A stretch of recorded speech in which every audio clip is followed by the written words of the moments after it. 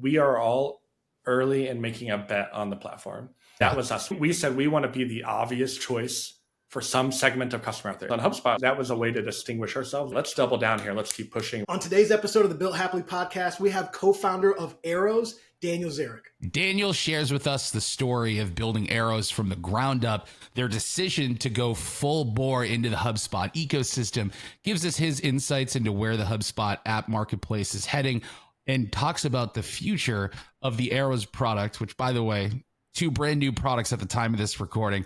All that and more on this episode of the Built Happily podcast.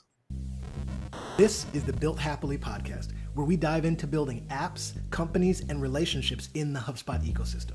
As HubSpot grows, so does the opportunity, and we put you in the room with the people making it all happen. Daniel, DZ at Discovery Zone. Oh, DZ Discovery Zone. You can let loose and be on your own. I went there a bunch. You can jump, swing, crawl, and mountain climb. We're happy to have you on the pod. I know this was a big deal to get you involved. We joined into the ecosystem in HubSpot early in the same days. We're hyped to have you, dude. So tell us a little bit about Arrows. For those that don't know, Arrows is the onboarding platform for HubSpot.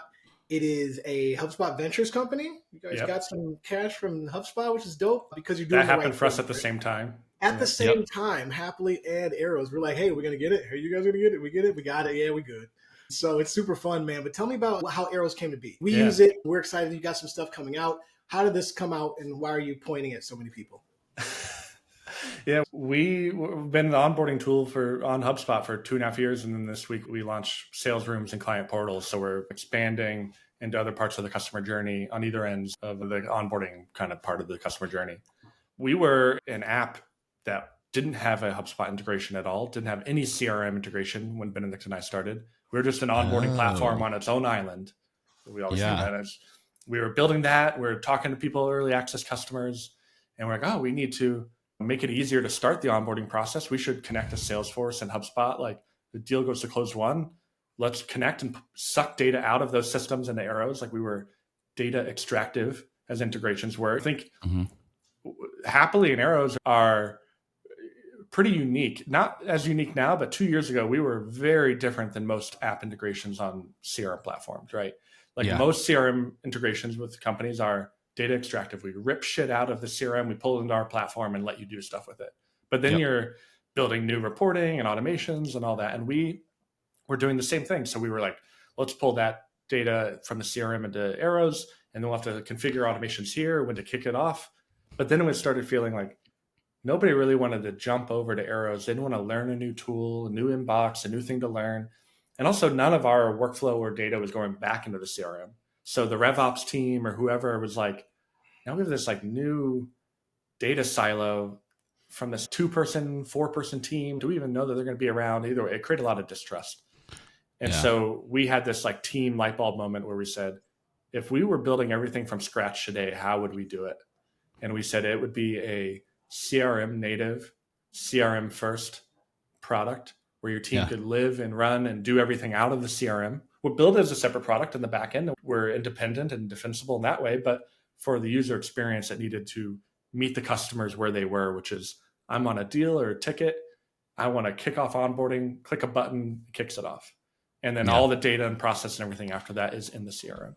Yeah, it just makes sense. Like when you think about onboarding, I don't think there's many things that are as core to managing customer relationships than ensuring onboarding goes off without a hitch, right? Yeah. So I think that's really cool that you guys saw, hey man, if this experience is like key to the folks using HubSpot and the customers that they're serving and everything, it really only makes sense for it to have a very tight experience from within the CRM too as well, which I think is like really important. But for anyone who's been living under a rock that like doesn't know what Arrows is at this point, so you guys have there's a lot of people onboarding. Still don't know. Yeah, there's still a lot. You guys have an onboarding platform, right? So the whole idea is that like you could have a deal inside of HubSpot when that person purchases.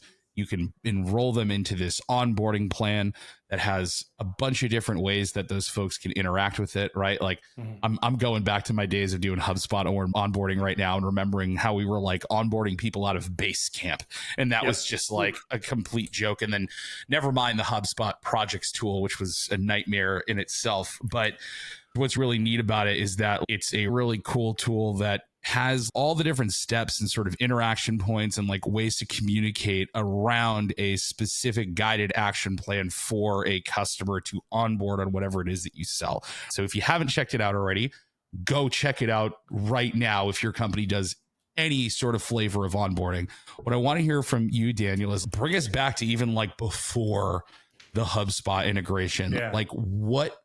Like, why did you guys go, oh, we'll build an onboarding tool? What was the day zero like bubble in the head? Or did it start that way? Did it evolve into an onboarding tool? Yeah. Give us that, like, what was the first thing Arrows was, right? Before that, and I want to say on the Arrows, what it is today thing, you have a sales pipeline and you have structure and deals in that today.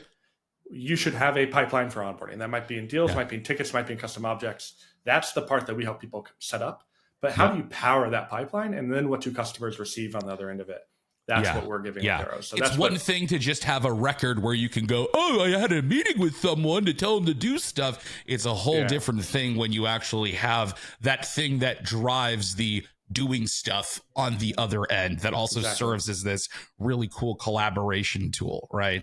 And so we think about Arrows today as we help your customers know what they need to do, when they need to do it, and actually help them get it done. And then once they do all that, it syncs back into the object in HubSpot to power the pipeline, like you mentioned. So when we started Arrows, Benedict and I even going back further, I ran internal tools as a product manager at Twilio like 12 years ago. So I started as employee 23. They're now a multi-billion-dollar company, big company. And like when I was there, I was like the second product manager and I worked in internal tools. So I liked serving. We didn't have a success team, but the equivalent at the time, like success was early, but the finance team or the support team or these sort of internal stakeholders who don't get product resources or engineering resources and really hard to buy tools for. And even when you buy them, they're disconnected. You're doing all this integration work. That was my customer. And I liked that. So when we were starting Arrows, we were looking for tools that like called back to the experiences I had then. And we kept trying to put them in market. And we found ourselves struggling. Like we had a point of view about the things we were building, but we didn't have a customer we were building for.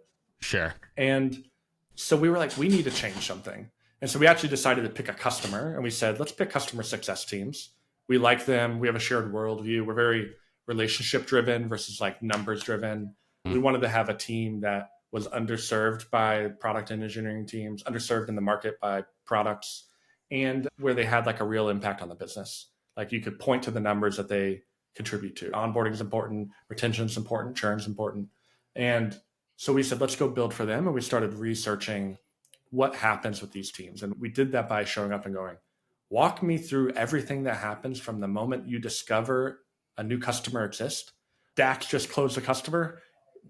How do you discover that they were closed? Do you get a message from Dax? Do you get CC'd on email? Do you get a Slack message? Do you look at a report in your CRM? What happens? How do you discover that? And walk us through every single detail of what happens until then, like 6 months down the road, we go, this is a great customer who's really crushing it. Show us everything. And we just saw time and again when we asked those questions and had people screen share, like spreadsheets, Basecamp projects, dashboards on their CRM, project management tools, and all these ways that people were tracking steps that they needed customers to do and steps that they internally were doing to support them going live. And that was like I think a foreign concept to us as software people, that there was so much manual work going on in the background to get customers live. Like we just didn't realize that. That's a super interesting way to go about looking for a problem to solve. Because when people are trying to build software, especially nowadays when you can spit out some words and you have software all of a sudden, right? Everybody and their mom is a developer with the help of AI. But when you really have, usually the problem is something that like you just stumble across. I use this. I hate it. Does anybody else hate it? Everybody hates it. Let's build a problem. But going and doing that interview where you picked a customer, you picked like a role or persona, and then talk to a bunch of them and tell me your job. That's like a little cheat code for real, to Totally. be saying like, hey, I'm But going to look at construction and show me your day and just find inefficiencies. Like, you really do that? That's the way that they've always been done.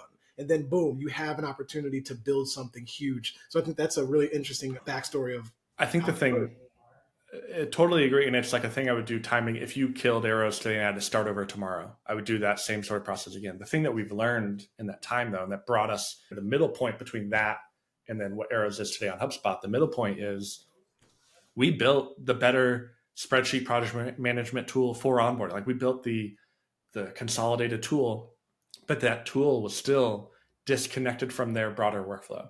So when we think about things now, we think about it like, what is this onboarding manager's day-to-day work? Look at that like plumbing, and you go, oh, this piece of their day-to-day work is spreadsheets or project management tools. If I'm going to rip and pull that piece out and replace it with my solution arrows, I need to actually connect to the things on either end of that, the input and the output. And so what we did is we ripped and replaced the spreadsheet, but we didn't actually make the connective tissue on either end to actually replace it effectively. So the adoption and usage was really bad. And that's what led us to start questioning, do we need to make a dramatic change here? That led to eventually being a more CRM-native product instead of a island on its own, like over here where people had to, we closed a new customer. Now I need to remember app.arrows.to, open that up, click new. Yep. Who's going to do that? My muscle memory is go open up my Google Sheet. I'm just going to keep opening up the Google Sheet. Yeah. And that's, I think, a really interesting point that a product reaches, especially one that has such a deep tie into what folks are doing typically in CRM systems. What was it? Well, the way that I think about it is what it sounds like the calculus was is like you said, hey, if people are having a hard time getting to this or finding it or adopting it, you're almost like saying, maybe we're just putting it in the wrong place. And maybe we should put it where we know people are actually spending a lot of their time and improve the ease of access and accessibility of the product in terms of making it easier to get into and use its functionality. So you decided, hey, this will be something that lives within your CRM where your people already are and doesn't take a whole lot of effort to actually get into, and you don't feel like you're outside of that thing you're spending the most amount of time in, but you're still getting the benefit of it. The word we use always is it's ergonomic. We think about ergonomics, right? Yep. So quote, happily is very ergonomic. It is designed and built and right there, and it works and feels just like HubSpot. And so I want to drink water throughout the day at work. And so I have a glass of water on my desk all the time and it's filled up. If it was across the room, I'm going to do it less. And so we want to meet users and customers where they are, where they live. And the product before was not ergonomic. Whereas now, I close a deal and there on the right sidebar in our little app card, there's a button. Some companies are like, oh, I want to automate creating it when I close a deal. Okay, well, I don't want to go configure Arrow's freaking automations.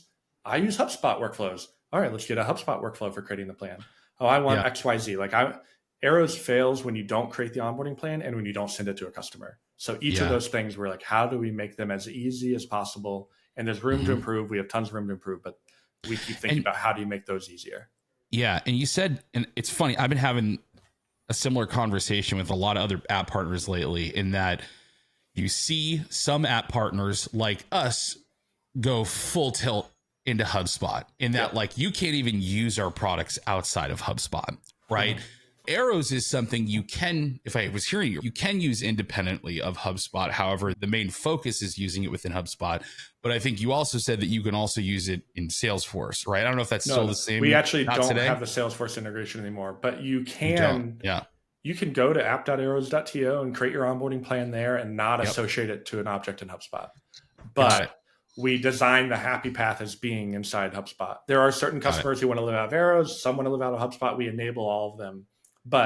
And sometimes it's different people on the same team. But we want the best, most robust teams are ones who have a very interconnected flow with HubSpot. So talk to me about that calculus a little bit in that I go on your website, right? Win more deals, onboard customers faster, built for teams that run on HubSpot, right? You guys are putting out this very public message that we are for teams built on HubSpot, right? Talk to me a little bit about that decision, right? Yeah. Because I had some really interesting conversations with some folks that are building apps that are platform agnostic. And the biggest feedback and advice they gave to me is that you've got to mitigate platform risk, right? Me and Dax and the team here, we've been living through it with some of our core products being built in as features at HubSpot, and that gets a little scary sometimes. So what sort of calculus are you guys making there, saying like, hey, our identity is going to be tied to HubSpot? And is it the hope that like HubSpot doesn't build an onboarding product one day? Is it we're tying ourselves to the brand just because that's the community that we want to serve? Talk to me about what made you guys go, you know what?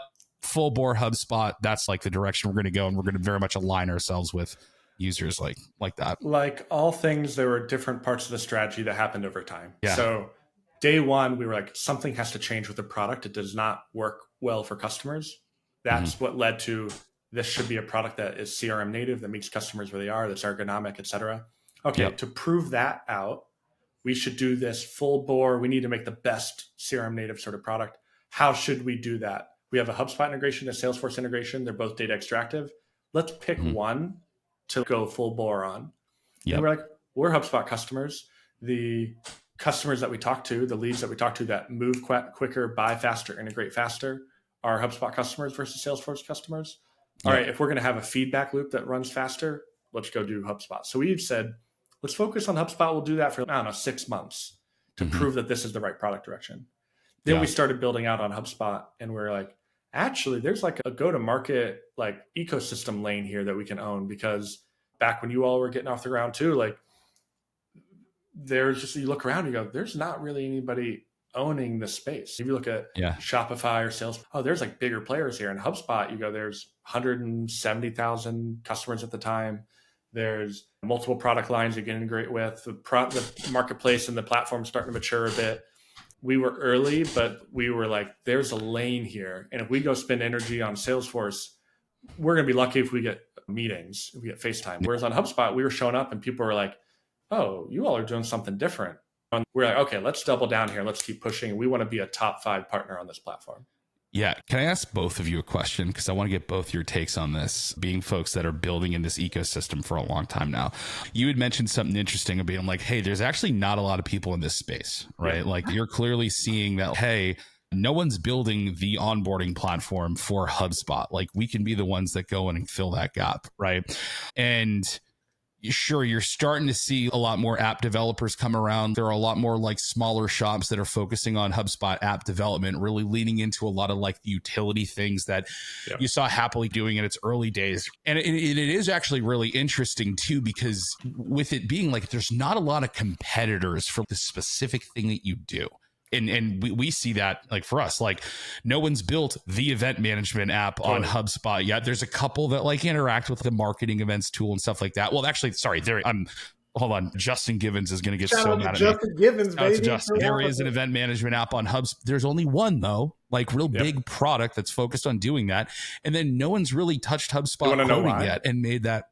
Why? Tell me. The platform's not big enough yet. The opportunity's not big enough. True. People are rational. Markets are relatively rational. And we are all early in making a bet on the platform. And that was us. We said we want to be the obvious choice for some segment of customer out there. If I'm a HubSpot customer as an onboarding process, we want to be the obvious choice. And so we're like, how do we become, that was a way to distinguish ourselves. That's why we focused there. But 2.5 years in, we're doing very well. But we're definitely constrained by the ecosystem. That's a big reason why we moved into sales and trying to increase our TAM. But there is event management is somewhere where you can carve out a lane, but how big is that lane really? And we are trying to be in that position when the HubSpot platform breaks open to then rise to the next level. Yeah. Well, what I wanted to ask you guys, is there a lack of competition problem in the ecosystem? Oh, right. Well, like, is there, because right now we're in a space where it's like, hey, we're all these app developers. Our apps don't really compete with each other that much. Of course, there's certain situations where they do, right? And what's beautiful about that is it creates all these amazing 1 + 1 = 3 opportunities where you can take these two different apps that don't have an integration with each other, but they speak the universal language of HubSpot underneath because that's what it integrates with. And we can do all these cool things together. However, the one thing I'm gonna take Event Happily out of this category because Simple Events is awesome and they're doing it big. But when it comes to a lot of these other apps, is there a problem that presents itself when a lot of these different app developers are the only ones building that thing on HubSpot? Do you think there's a problem there in terms of like innovation, competition, anything like that? I think so. We have a very competitive market, both in sales rooms and in onboarding. And there's a lot of all those apps that are in our markets have HubSpot integrations. Now, on the surface, a lot of people, those companies in competitive deals will say that their integration does what Arrows does, and it doesn't. It does not at all, which is fine. We have to market and explain it better. I don't look at that as the problem. I don't look at the competition or the integrations or the apps themselves or the lack of competition as the problem. I look at the lack of obvious opportunity or market incentive on HubSpot that then by extension creates the lack of competition. That's the problem. It's more the source of it. And so the conversations that we all have with HubSpot leadership and folks saying, there's still room to buy in more deeply to this platform narrative across the whole org and to make a lane and more economic incentive for partners like us to invest more deeply in building on the platform. That is what will create the robust investment from a lot of competitors. And that is what we have to solve, not just creating competition for the sake of it. Yeah, because when you think about it, I come from the WordPress and Shopify worlds, and when I always say it, when I go and look for something in Shopify, I need a custom fields app. There's going to be 15, 20 of them, like maybe if not 50. And that's a good thing because number one, the market has options. Everybody wants Coke, maybe Dr. Pepper, maybe Sprite, something. You have your options, and you also can see if there's only one, you don't know if it's even good or not. Like it's the only one, so I don't have anything to gauge it by. I can't kick the tires on a few and find what's best for me. So that ends up leading a challenge. And also from the outside looking in, there's not a lot of stuff here to play with. So it's the concept of everyone as an ecosystem, HubSpot and app partners need to all come together and be like, this is a room to bubble up and grow, so that the amount of community and the amount of conversations that are had amongst the partners and amongst growing and, hey, here's how we could all be better, is not just one single dining room table of people being like, well, I think of this. Why would you listen to a gaggle of 5 app developers when that represents a huge percentage of the native application builders on HubSpot? So my opinion is if you go to Shopify and there's 15 apps for custom fields, for example, I bet you 10 of those have really solid, good businesses, developers making good money on the back end. 1 or 2 of them are probably crushing it, making a few million or something. The challenge, if you had the equivalent 15 apps for event management or whatever on HubSpot, there wouldn't be 15 apps that are crushing it. Yeah. There's not enough. And because there's not a emotion right now in the product and the platform and the ecosystem for people to go to the marketplace and search onboarding. Like they go search Google and find onboarding or event management. And then if it happens to have the HubSpot integration, that's great. So they've not created this, let me go search for, like HubSpot is an integration platform more right now than an app platform. And that is the big line in the sand that I always have a gripe about, just because when you go to the HubSpot marketplace, what do you see? Connect your favorite tools to HubSpot. I'm pretty sure HubSpot is supposed to be your favorite tool, and you want to extend your favorite tool. That's great. I had a talk at the Hub XOS. Shout out to Bias Digital. These third-party integrations are going to go away. I feel strongly that they're going to go away because no one wants to leave the platform.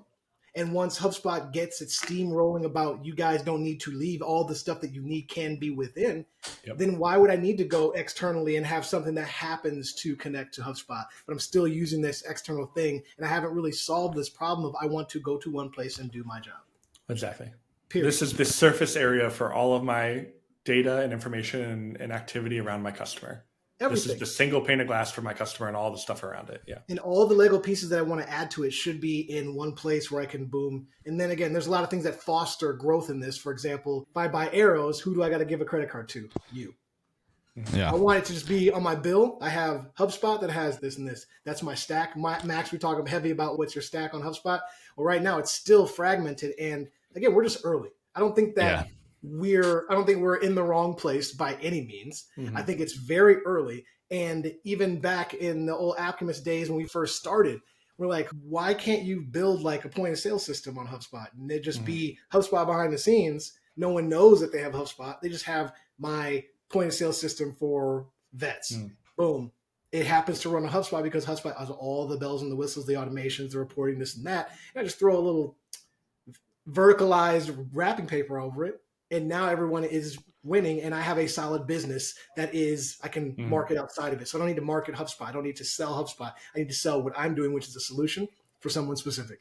And I think that this is forward facing and long in the future. Hopefully it's not that far in the future, but who's poised to build that? Yeah. Only the people that have been building on HubSpot and watching as it hockey sticks in its like technological advances, hockey sticks in product features and extensibility. And when that time comes where you can make the POS system, it's only the people on this small dining room table of people that are actually poised to do something when this is possible. So I think that it's just early. Is this still the ground floor in terms of the grander scheme of things when it comes to the HubSpot ecosystem?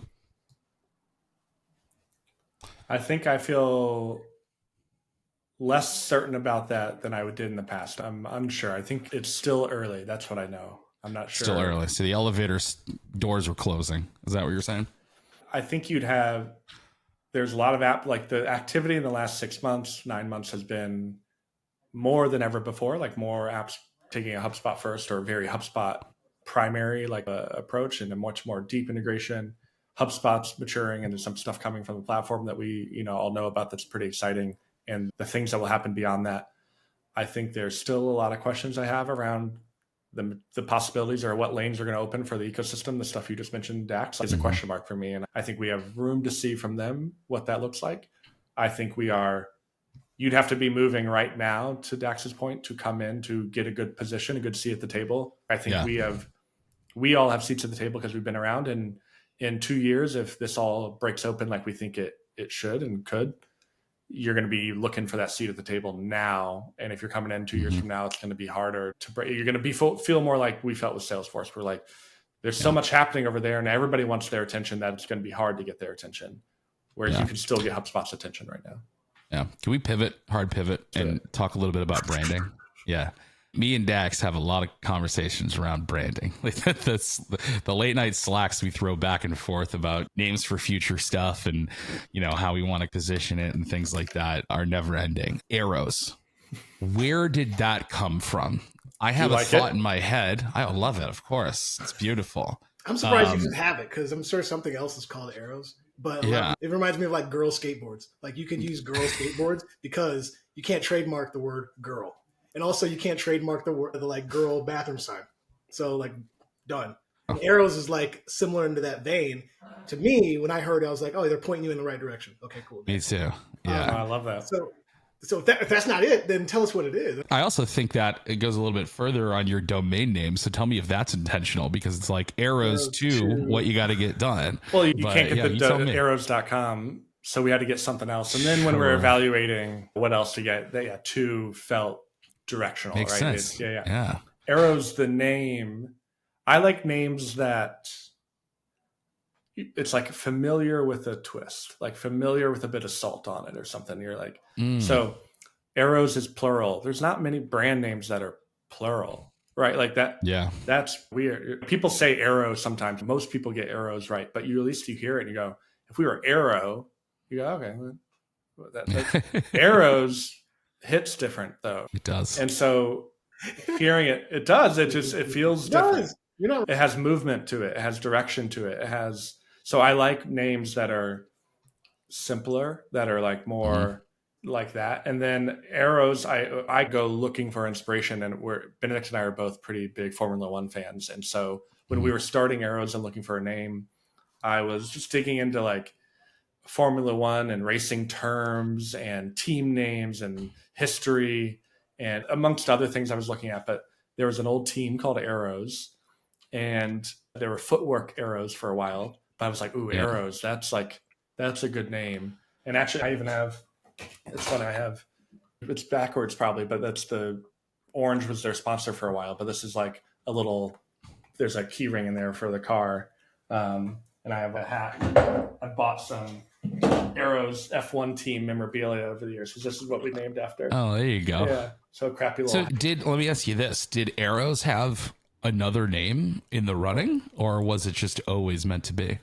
When we first started, or when I first wrote a line of code for something that eventually became Arrows, there's a lot of ideas in this first product that have ended up in Arrows, the onboarding tool, but it was for different stuff. The first name was Standard Process. Oof. And good move.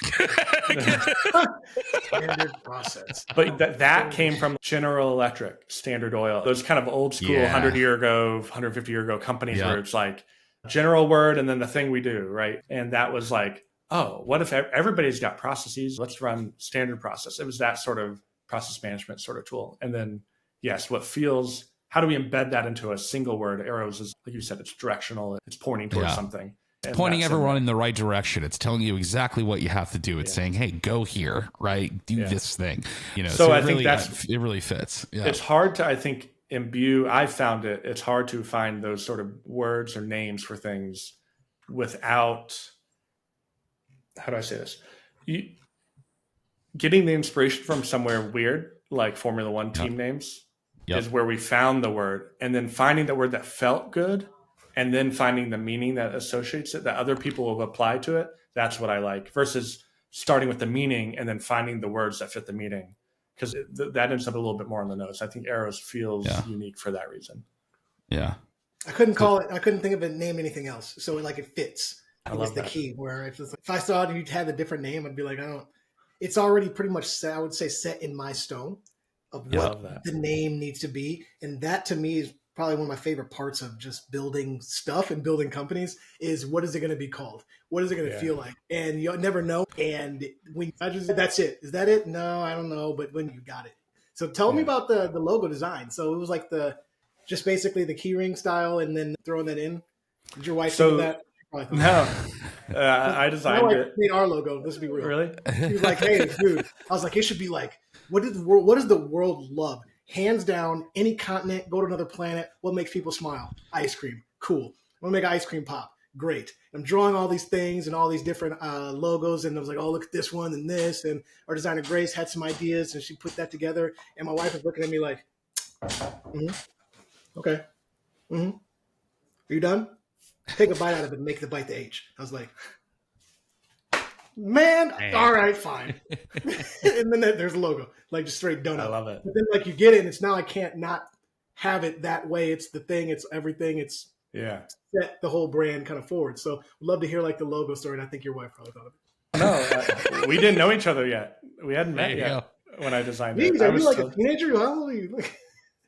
We've been together 3.5 years, and Arrows has been for 5, 6. I did the logo 6 years ago now. It's wild. My wife's I've known her since I was basically a teenager. So Standard Process, when we were doing that, we were looking around at, there's this idea that we'd heard from some things that if you're going to run a process like cold outreach, what you're going to do is you're going to list, rank, iterate. So it's I'm going to list out who I'm going to reach out to. I'm going to rank them by priority of who I'm going to reach out to. And I'm going to iterate through the list and iterate through my process. Let's send 10, see how those goes. 10. So we were thinking about how do you run processes like this? And that was in there. So when we were designing the logo, I played around with a bunch of different stuff, but I was like, let's actually put some of that into the logo. So there's little 2 red lines. That's listing. Ranking is the circle. So it's all right, let's put a pin. And then iterate is a little swoop. So it iterates back around. So there's 3 elements to it. And when I designed it and played around with it, it ended up starting to feel right. But there started incidentally being a little bit of a face motif. It's not an obvious face, but it has a bit of a something on in there. And so it's the name where it ended up there accidentally and then just felt, oh, this feels different. And so that's how we ended up with what it is. I think we've done a really good job telling the story of the first iteration of this thing, where we've gotten to this point today. But just, I don't know when you're watching this podcast. It's 9/12 today. And I think yesterday or the day before, you guys came out and dropped future. Great day. The future of Arrows and this whole extension of what it is that you guys are touching that is also just, I think, such a natural evolution of what you guys are doing. So tell everybody what it is that's coming, and then tell us like how did you guys make the decision that this is the next step and this is where we want to go with it and this is how we want to extend it? Yeah. Well, I'm glad you said it was natural. I hope it feels very natural. Good. That's good. We wanted that. So Arrows today until 2 days ago, yesterday, has been just an onboarding tool. So you start using Arrows roughly at closed one for a deal, and you stop using it with a customer around go live or just after. Now, some people use Arrows a little bit in the sales process, and some people use Arrows a little bit for renewals and activation moments, other stuff, but it's primarily been an onboarding tool. Sure. And we say we're in the business of creating happy customers. We price Arrows based on your usage roughly. So we want you to onboard more customers because that's how we grow and how your business grows. We don't want to charge you by headcount. And as we started thinking through that, and for a long time, we thought about, well, how do we help people get more happy customers? How do we make onboarding better? A core part of onboarding is also the handoff. How do we make the experience, the customer journey for customers better? And also with this focus on the CRM, what is Arrows really? What is the unique value we bring to the platform? You talked about platform risk earlier. So what is the thing that we can do that's hard for other people to do? And we realized we're like the collaborative layer for you between your CRM and your customers. It is the layer above the CRM that lets you help customers get to value, buy, renew, understand the relationship better across the whole journey. So we said we're in this onboarding mode, and we built what we think is a great solution in a very difficult category with a really great like understanding of the platform. How do we help more people get happy customers? We help them sell more customers. We help them navigate the buying process better. We give them these sales rooms to help them purchase more. And then, once I purchase, there's this natural evolution into my onboarding plan. Oh, I'm done with the onboarding. When renewals coming up, okay, here's my client portal where I can see everything I'm working on, my billing stuff, et cetera. So that's where we are setting the stage for here's the vision of where we're taking Arrows. And there will be more in the future beyond those, but that's like the core three. It's our, in many ways, like marketing, sales, service hub. It's on sales rooms, onboarding plans, and client portals. Yeah, it's one amazing job at taking the look at the platform that you're living in and saying, hey, where are the gaps still? Because deal rooms and client portals, to call them a gap is an understatement. It's just there's nothing there. Sure, customer portal, that's not a client portal. But I think the other thing that's like really cool too is I love the way that you guys set up your mission statement to create happy customers, right? Because there's more than one ways to do it, right? Like your mission statement, I think now very intentionally seeing what you guys did is not help onboard happy customers. It's just help create happy customers. Great. That leaves you room to say, hey, there's more ways that we can create happy customers other than just onboarding them, which I think is really cool. Like you did a great job like setting the ethos of the company up for success there in terms of what the future iterations of the products will be. Can you give the HubSpot like nerds maybe just like a little bit of a taste of what does deal rooms and client portals like actually mean in terms of the way you're interacting with those in HubSpot and I'm assuming like deals and maybe company records are getting thrown in there and things like that. Like, how is that different than here's the onboarding plan that integrates with us like this other stuff? So if you think about you have a deal and a sales pipeline, what you have today is you get off a demo call, a discovery call, and you send an email, a follow-up email. That email's got some links in it, resources, a call recording, next steps, whatever. You're trying to book a call. There's a gap between, I did this discovery call with you. Now we're going to do a demo call in 4 days. What happens in that time? There's a bunch of gap in space, and that's where you lose deals. You're not in the room. They're going to their team. They're saying, hey, I did this demo or did a discovery call, and they're explaining it poorly, sharing resources poorly. Yeah. If we can enable our champions and our prospects to sell better internally, sell better to their team, and navigate that buying process better and keep momentum through the sales process, that's critical. So that's what the sales deal room is. Yep. Now that has to be connected to a deal object in HubSpot because that's where my team's manually living. That's where I'm doing everything. That's where I'm tracking notes. That's where my integration with quote hapily lives. It connects to that. That's where my integration with Fathom or Grain, my call recorder, lives. It syncs my notes back there. That's where I'm updating properties. That's where I'm managing my pipeline. And so Arrows connects a deal room directly to that deal object to give a client-facing page, right? Yeah. Now, it's almost like you're giving a client access to your deal record in a way where it's The like, parts here's of it all the that you want stuff to that I have. expose. Yeah, exactly. Yes. Right. Yeah, totally. And you have control over that. And then as stuff happens, activity happens in that deal. Okay, instead of sending 3 or 4 links in your next steps, and you think link tracking and open tracking is harder now and more painful in emails. So you're losing out on signals of interaction. So if you drop in one Arrows URL instead of 3 or 4 links, and you put all those links and the call recordings and all that in this deal room, and in that deal room, it has a embed of your HubSpot meeting booker, it has the next meeting scheduled, it has your timelines, all that stuff. You guys pulling in quotes? Not yet. We're early. Yeah, We that's will. all good. We're going to. It's here. Yeah. Yeah. So that's the stuff though, but that's the lens that we look through and go, what is on the deal object already? I've got properties, I've got notes, and how do we imbue that into here's what's next, here's what's happening, and both create and keep the deal room up to date throughout the life cycle. But as that customer access or that prospect goes in there, we send you a Slack notification, we send you a timeline event in your deal. Hey, they just accessed this. If they give you an email from somebody, let's say I sent it to you, Max, and you sent it to Dax, I'm going to find out that Dax is looking. And so then we're syncing that contact record back to the deal and creating them as an association. So we want to enrich and empower the data and the structure of what you have in HubSpot. So that way you have more visibility in what's going on through deal. And then that leads to higher win rates and faster time to close. Yeah. Now I had to sniff the feeling that deal rooms were going to be the next thing. Cause you and me talked about this a long time ago. It's been in our vision. Yeah. But client portals completely caught me off guard. Really? I had no clue that you guys were doing client portals. Right. And so not only did you announce deal rooms, client portals is here. What is a client portal in the Arrows world? So there's client portal today, which is coming soon.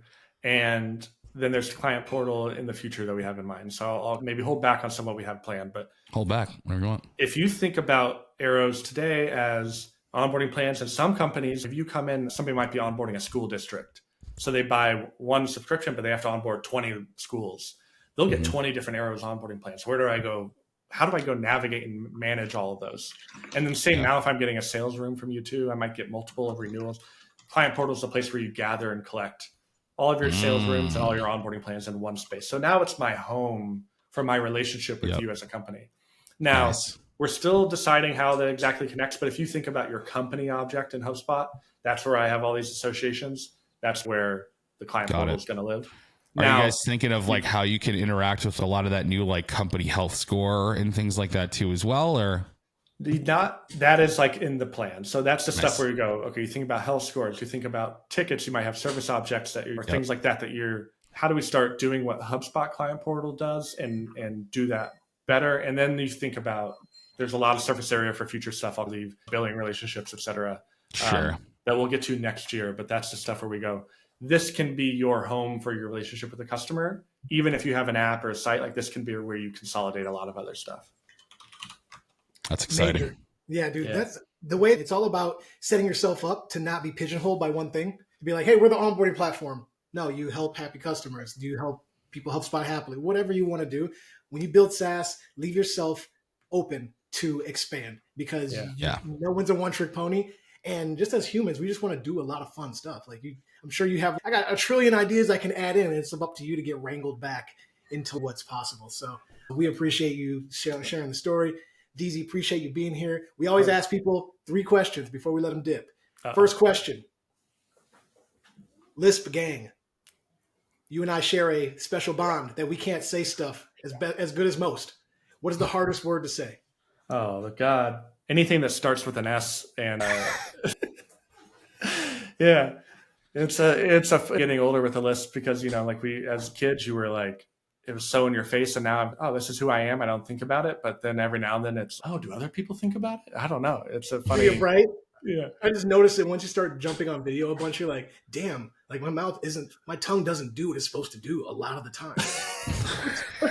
I have a weird one because I don't have a tongue lisp as much. I have a speak out of the side of my mouth. Side of my mouth, yeah. That's a part of it. Like your tongue doesn't do. I speak out of the right side of my face, like Homer Simpson stroke. Anyway, it's one of those things where you're growing up, you go, oh, you're weird, and then later no, I like my weird. Yeah, that's the real thing. Second question. Most favorite, well, we got a big event coming up, Inbound. I don't know when people are listening to this, but Inbound is where we all finally get to hang out and swap war stories, etc. What's your favorite inbound moment? Ever, like historical Ever. or Historical. 'Cause we're all new to Me this. definitely giving you COVID last time. One, I did not get COVID from you, but I thought I you- did. No, I was Max is the last person I walked out of. We're leaving the event and I hug. Good to see you, buddy. Love you, buddy. Catch you later. Yeah. Literally, last person I say hi to, I leave. 2 hours later, I get text. Hey, buddy, I just texted positive for COVID. And I was like, great. Yeah. I just were all over your face. Thanks. My best. This is not because I'm on here with you all. Dax. So we do Steal This Beer. This will be our second year, right? We're in the Weston lobby. And why we do it there is because 2 years ago at our first inbound, Sherelle and Kim and I were hanging out in the Weston lobby, and we were just sitting there working at this table, and all of a sudden Dax pops up and Tyrone pops up and all OrgChart Hub pops up, and all of our now friends in the ecosystem, people we met, that was like the first, we had just picked up our badges. It was the first day, and we all ran into all in that lobby area. And that was like, oh shit, we like know some people, but it was the first time we'd really met people, and we felt very welcome. And you were so cool with us right away, and we just appreciated it. And when we thought last year, hey, where we're going to do our event, we're like, we should just do it there. That's like where we have good memories, and where people just seem to pop up. Let's just host it right there. Man, you out here trying to tickle heartstrings. That's fine. Third question, my man, DZ. So someone on my team sent me a picture of you on the phone at your wedding. It is a thing. Now, Have you seen the other photos of me on the I phone? haven't seen the others. So my question for you is, tell me about your wedding experience and the photo shoot and doing that, because somebody had sent that to me on our team that was like, yo, it made best of LinkedIn, Instagram, which is, I think is funny because I don't know anything about social media, but I thought that was standard. It was standard practice, kind of overdone, but it was executed nicely. Thank Tell you. me about Yeah. that. So my friend who came to our wedding but took photos for our wedding is a phenomenal photographer. And years ago, we were hanging out, and we started taking joke photos of me on the phone, acting like I was too busy to hang out or whatever. Yeah, you're like, we're doing it as a joke, just being a total like dumbass. And we like made a series of them walking around Chicago one morning. And then every time we'd hang out or whatever, I'd play golf with my brother, and I'd be like sitting there, like I feel like I'm taking a phone call in the course or whatever. Or there's all these different situations. And so at our wedding, we're like, people do this dumb stuff on LinkedIn about how my wedding and what I learned about B2B SaaS or whatever. And we're like, I came this morning. We tell you what I learned about cold calling. And so we were like, we got to do a fake call as if we were on the getting married and I had to take a deal or something, get on the phone to close a deal. So we just jokingly took that, and that's what that was for. So it's just been a running joke with my friend, and wrote my wife in on it. And yeah. I'll take it, man. So this is a big one. Where can everybody find you? LinkedIn, Daniel Zarick, or Twitter at Daniel Zarick. Those are the two places I hang out. The tweets. That's the game, man. Appreciate you coming to us, into my house. Thank you guys for having me. I love you both. You've been such awesome collaborators and friends in this ecosystem. I'm glad we've done it together. It's really awesome. It's going to be great. Can't wait to see you at summer camp, man.